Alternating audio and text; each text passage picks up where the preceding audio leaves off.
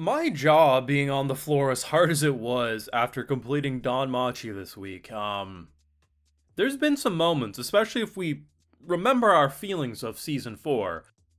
Bell and company were not looking good for a lot of that season. Like, that was Rip Bozo, oh my god, they gonna kill Bell. But I gotta admit, they somehow surpassed anything I think Bell's been through. I don't know if it was the animator in question just really wanted to cook, but it actually looked like they killed Bell. Now, I know they didn't, but it's one thing when you grab a man. He grabbed him like he was Loki and Hulk was smashing him, man. Like, he whipped him on the ground, stomped on his ribs. Okay, that's bad. My boy tries to crawl away, whips him into the side of a building, which is stone, and every time his skull cracked and blood would continue to... I literally thought we were watching, like, some gore shit. Like, what? I know Bell has to get out of this alive, but I don't know how. I got full live reactions over on Patreon if you want to see me break in real time. It's over there exclusively. At least I'm not breaking like Bell because Jesus. This was supposed to be hide and seek, and Freya and her familia turned it into war. And I love the idea that because we're on an entire island, right? Like, we have a very large amount of land. And it makes sense. I mean, I honestly think we got 100,000 people on our side. And if not, tens of thousands. It's a very large assortment of people. And they push through the map, right? They're making, like, I forget what Miss Supporter said, something like 70% were scouts for us. And we clear like 2/3 of the island only for then finally for them to realize that every single person on Freya's side is in one location. That, technically, it's not breaking the rules, it's just going against norms. And the idea of turning what was supposed to be hide and seek into just a war where she's defending a location out in the open, everyone knows where she is just so perfect and just so twisted, and I love it. And I knew it wasn't gonna work out because the play was, hey, Bell is gonna charge up. So the whole time he's sprinting under the cloak, he's charging up his attack, and, hopefully he's going to take out Big Boy, because if he gets one good hit in, it might be enough, and we can keep on pressing. Apparently, Bell's the only one who probably is capable of doing it. Van pops up, jumps us, and, we one-shot him. And then, unfortunately, he comes in. And just everything about that. My big thing is, even if, say, Bell wins here, doesn't Bell also have to probably go up against Freya or anyone else? Like, I really assumed his master, his mentor, Hedon, was going to be, like, the big fight for Bell. Sure, did we in this episode see someone actually, heal a bunch of people? Sure, but how much healing could you give to Bell for him to be at full capability to go up against more people? Maybe this is his only fight. Maybe that's going to be the big switch.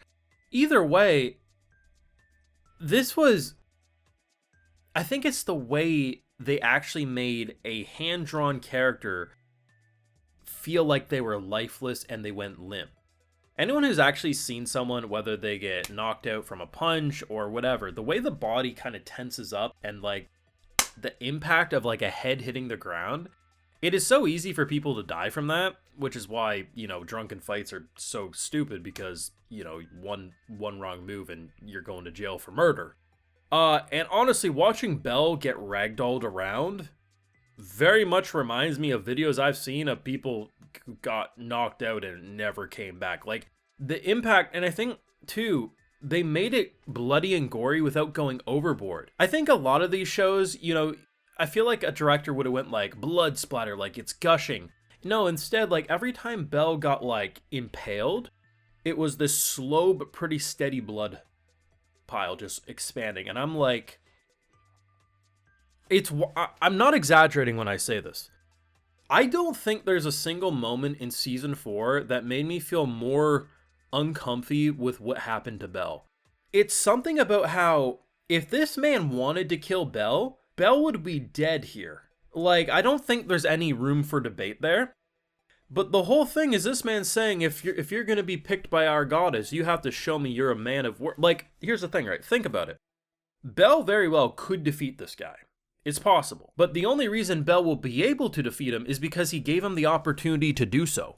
After impaling him into the side of the Colosseum wall, which is stone, mind you, or smashing him into the ground to the point that he has to have a concussion, probably some brain damage, he would just have to repeatedly stomp on. Like, look at the moment when he stomps on his ribs. Had he just continuously stomped on him there, he would have died. The only reason our MC is going to survive, because this Familia is so loyal to Freya that even if they disagree with her choice and her love and her favoritism, they're going to encourage said favoritism to reach his full potential. That's wild. The episode was much bigger than just Belle, mind you. Belle had the smallest portion of the episode, but Jesus, the most to talk about. I did really appreciate that, like, 2/3 of this episode is actually focused on everyone else, and what I mentioned last week is this is the type of war game that you could easily think about how it could be 12 episodes long, but it could also be 2 episodes long, because one snowball effect and how everything just starts building and the momentum gets going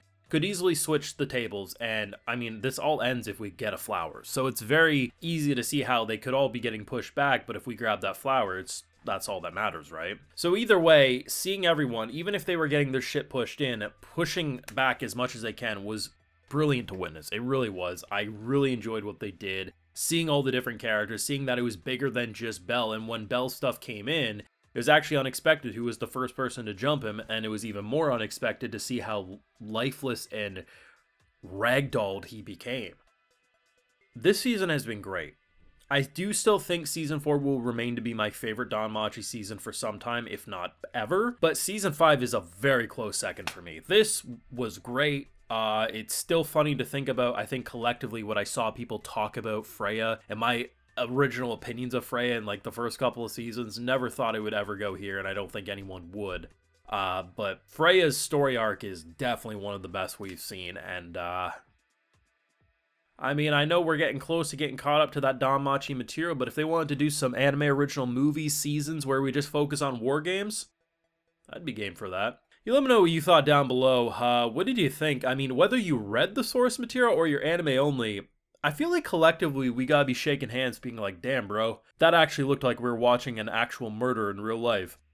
Your thoughts? Leave a like if you enjoyed, subscribe if you're new around here, of course ring that bell, and like I mentioned, we got those full live reactions over on Patreon, and hey, while you're over there, I'll also give you a video shout out. Alright, so today we got Ukando Itsahudzi, we got Casey Hulshier, Simulcrum, Troy, Rikamatsu, Jeffo369, Game Senpai, ICO Cicero, and we also have Michael Meadows. So I appreciate the support, everyone. Please take care. You'll have a good one.